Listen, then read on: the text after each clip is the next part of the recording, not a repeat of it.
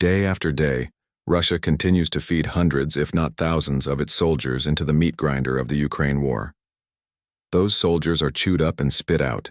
In many instances, they will never leave the battlefield, where they are torn to shreds by Ukraine's drones, artillery, and mines. For any other aggressor nation in a war, this would signify a catastrophic strategic failure. Yet for Russia, this is all part of the Kremlin's plan. While catastrophic Russian losses have come to light, the Kremlin continues to claim the war in Ukraine is proceeding according to plan. Euromaidan Press published an article on October 14th that revealed figures from the UK's Ministry of Defence, or MOD.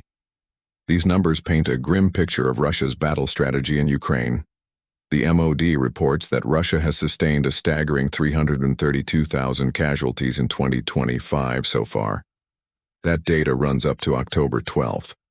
So, if we consider October as half a month, this figure alone indicates that Russia is losing nearly 35,000 soldiers each month in the Ukraine war. And the situation is even more dire. Adding those 332,000 to Russia's losses before 2025 brings the total number of Russian casualties to 1.118 million since Vladimir Putin began his full-scale invasion in February 2022. These figures from the MOD are roughly consistent with those from Ukraine's Ministry of Finance, although the latter provides a slightly higher estimate of around 1.125 million. A difference of 7,000 soldiers doesn't seem like much to argue over. Of course, 7,000 is roughly the size of the standing military of Estonia, which Global Firepower reports has 7,700 active personnel. But to the Kremlin, that's nothing. For Russia, 7,000 dead or wounded soldiers is just a week's work, as we'll see shortly. The conclusion here is clear. Russia is not just losing soldiers, it is losing whole armies. Any other invading force that witnessed 1.1 million of its soldiers lost to the cause, with 332,000 of those casualties occurring in roughly 9 months, would have surrendered by now. It would have, at a minimum, declared a ceasefire or devised some kind of plan B. But not Russia. This massive casualty rate, far from being a national tragedy, is all part of the plan. For the moment, let's return to the MOD's figures. Sharing its data on X, the MOD provides a daily breakdown of Russia's casualty rate over the last few months. It highlights that Russia lost an average of 950 soldiers daily in September, a moderate rise from the numbers observed in August. Surprisingly, that represents good news for Russia. September 2025 marked the country's second lowest casualty rate since April 2024, according to the MOD, with August 2025 being the lowest. Euromaidan Press notes that August and September showed sharp decreases from the spring of 2025. The outlet reports that in March and April, Russia faced a daily casualty rate of about 1,300, losing 36,000 soldiers in April alone. September represented a 27% drop from that 2025 peak.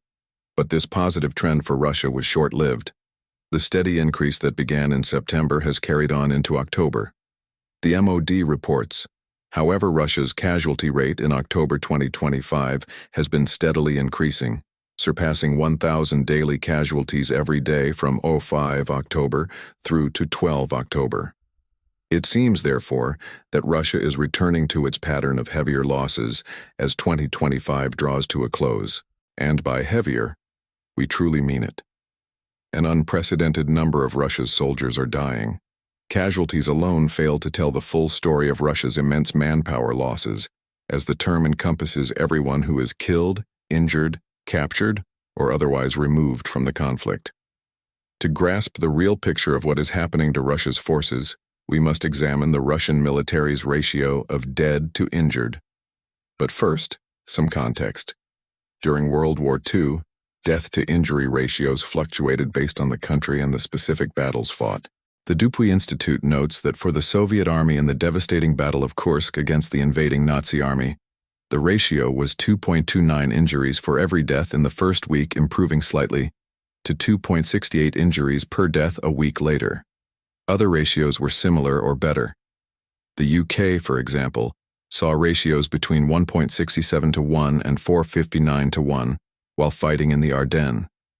The U.S. generally maintained around 5 injuries for every 1 death. Keep in mind that World War II was one of the most brutal conflicts in human history. Modern warfare typically features more favorable ratios, thanks to medical advancements and militaries that prioritize evacuating their wounded soldiers. The U.S. campaigns in Iraq and Afghanistan offer solid proof of this. The U.S. had 4.5 wounded per death in Afghanistan, while Iraq saw a much better ratio of 7.3 injuries per death. In the case of Iraq, this means only about 1 in 8 soldiers reported as a casualty had actually died. There's a reason we're sharing all this context. Russia-AS wounded-to-dead ratio is even worse than what the Soviet army experienced during the battle for Kursk. Politico reported on October 13th about a joint study by Mediazona and the BBC. This report confirmed Russian losses for the first 8 months of 2025 and reached a startling conclusion. The report claims, due to the lack of a normal system of evacuating the wounded from the battlefield, there are only 1.3 wounded soldiers per 1 dead. This signals a low level of survival of the wounded, who are poorly trained in tactical medicine and are usually abandoned without help after injury.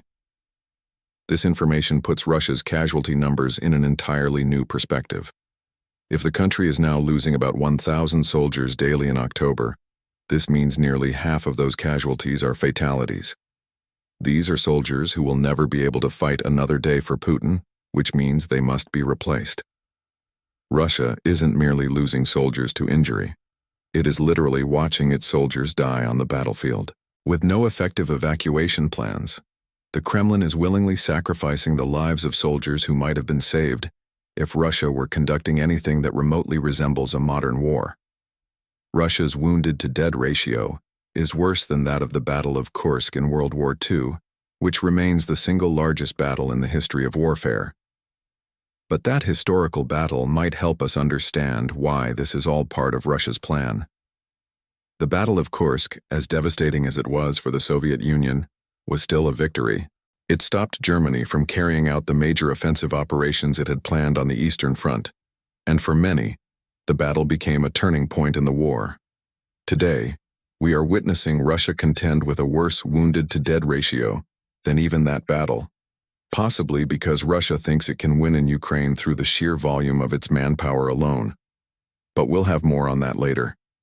For now, it appears things on the casualty front are only getting worse for Russia. On October 14th, United 24 media reported that Ukraine had 190 combat engagements with Russian troops across the entire front line on that day alone. These encounters did not end well for Russia. Ukraine reported that Russia's military lost 2,200 troops in a single day, in addition to 5 tanks, 29 artillery systems, 145 vehicles, and 390 unmanned aerial vehicles. The outlet also reports that Ukraine carried out numerous strikes against Russia, focusing particularly on Russian command posts and equipment. A general staff report stated, "Over the past day, the Defense Forces aviation, missile forces, and artillery have struck 7 areas of concentration of personnel and equipment, 3 command posts, and 2 artillery pieces of the Russian invaders." So Ukraine is not only inflicting massive casualties on Russia, but is also targeting the very infrastructure Russia needs to coordinate its future attacks. The reasoning here is straightforward. Every command post that is destroyed results in a less organized Russian assault in the future, and a disorganized assault inevitably leads to more Russian casualties. You might have noticed something else. The MOD figures we mentioned earlier indicated Russia was losing 1,000 soldiers a day during October. On October 14th, Russia lost 200 more than that number in one day, suggesting the already grim figures for the month are poised to get even worse. This is a significant departure from what seemed to be Russia, learning from its high casualty rate in the late summer and early fall. Casualties were under 1,000 per day in August and September, hinting at a developing downward trend, but that is no longer the case. Now halfway through October, Russia is once again feeding over 1,000 soldiers daily into the Ukraine war meat grinder, proving it has no real alternative strategy to achieve victory. But that's the point. Russia lacks a plan B, because it is convinced that plan A is functioning as intended. This became clear on October 10th, when Russia executed a massive airstrike against Ukraine. According to United 24 media, in the aftermath of that strike, the Russian Ministry of Defense announced it was satisfied with the outcome of the strikes on Ukraine and added that all of its intended targets had been destroyed. That might have been true. However, October 10th was also a day that Russia again lost more than 1,000 of its soldiers. RBC Ukraine points out that the Ukrainian military's report on October 11th, covering the previous day's events, revealed that Russia had lost 1,060 soldiers on the same day. The Russian Defense Ministry was praising its own strikes. Russia doesn't seem to care if the rest of the world is watching its staggering casualty rate. It's content with its airstrikes and pays little attention to the massive casualty count because, specifically, what's happening on the ground is going according to plan. This isn't the first time Putin has made such a claim. Back in January 2023, after his initial special military operation had failed and Russia was mired in a war of attrition, Putin asserted that what the world was seeing in Ukraine was exactly what Russia intended.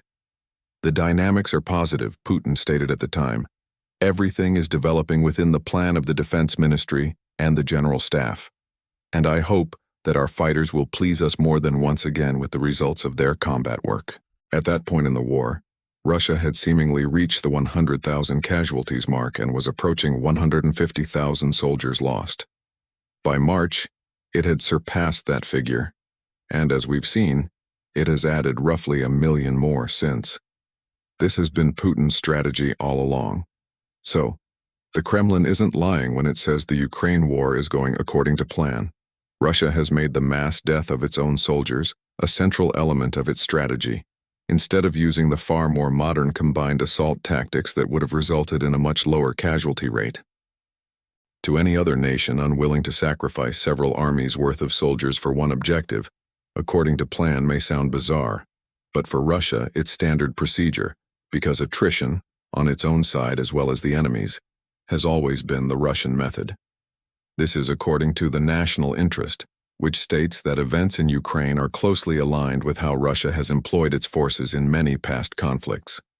The Russian way of war, so to speak, weaponizes its historically enormous numbers of available troops to achieve success on the battlefield, the outlet remarked back in April.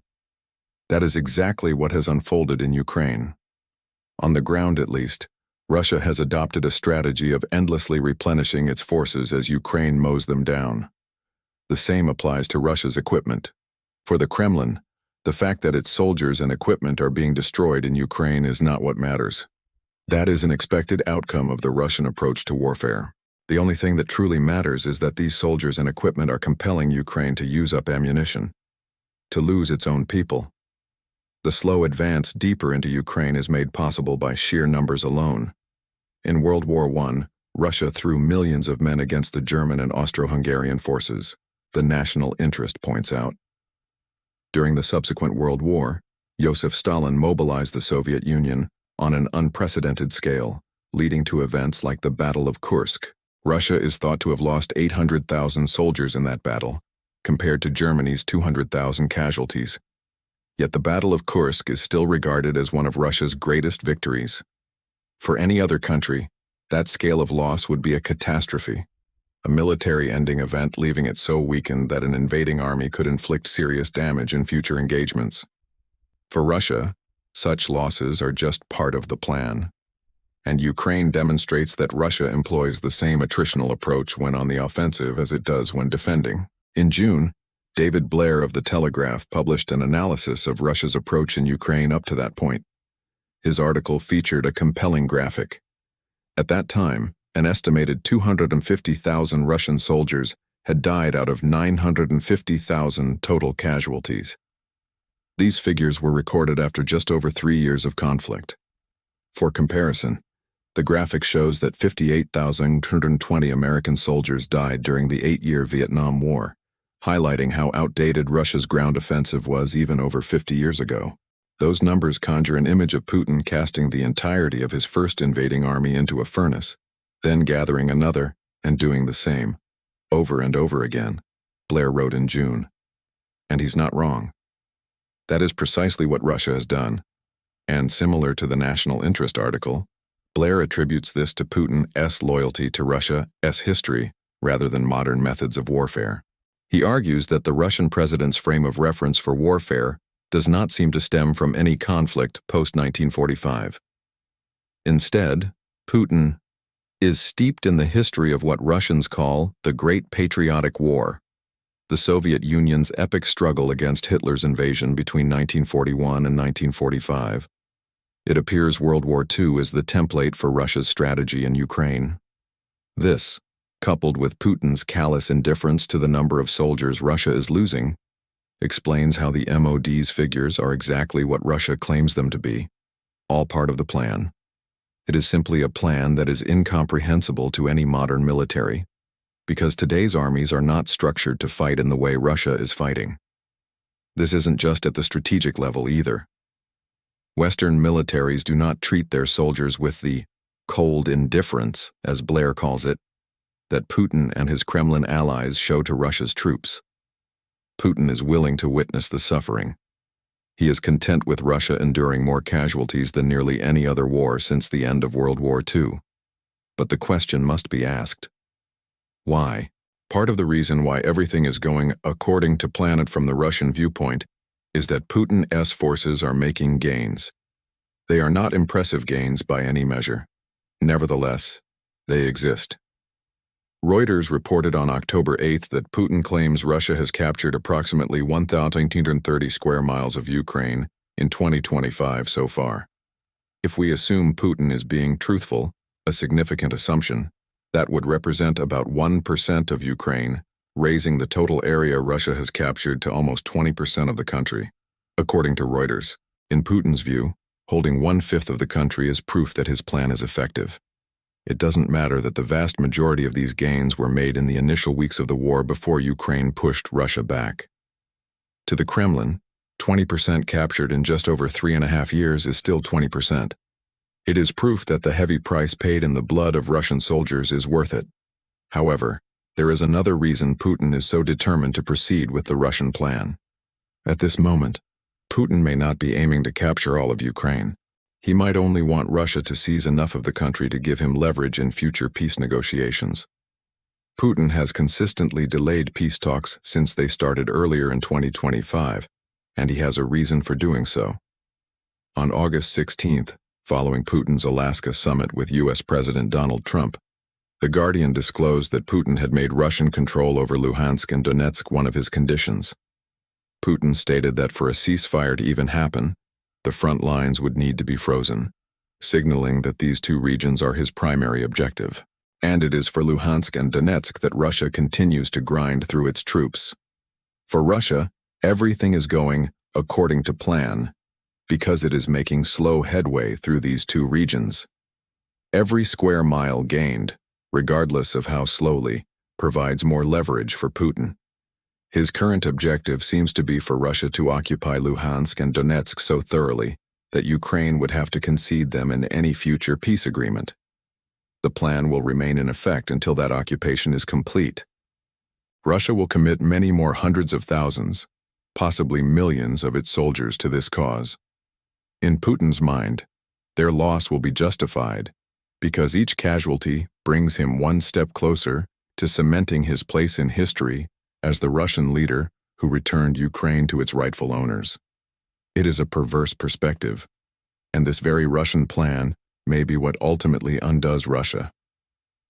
In April, George Barros from the Institute for the Study of War, or ISW, spoke with the New York Post. He stated that the combination of Russia's massive losses and the enormous sums of money the country is spending on its soldiers cannot be sustained. The system for generating fighters worked for 2.5 years, but it's starting to fail, Barros asserted. Russia is constrained by the laws of economics, scarce resources, and there isn't an endless manpower resource in Russia. An ISW report adds that the significant economic issues stemming from Russia's high casualty rate will likely mature within another 12 to 18 months. That time frame points to around the end of 2026, meaning Russia's plan may be operating on a deadline. Can the Kremlin truly achieve what it wants in Ukraine by then? Or does everything going according to plan mean nothing if the plan itself was flawed from the beginning? Some view Russia's plan as a strategic catastrophe, more likely to crush Russia than to achieve victory in Ukraine. With legions of soldiers dead and an economy on the verge of collapse, Putin's war is crushing Russia, and it's just getting started. Find out more in our video, and don't forget to subscribe to Warzone Party for more coverage of Russia's terrible casualty rate in Ukraine.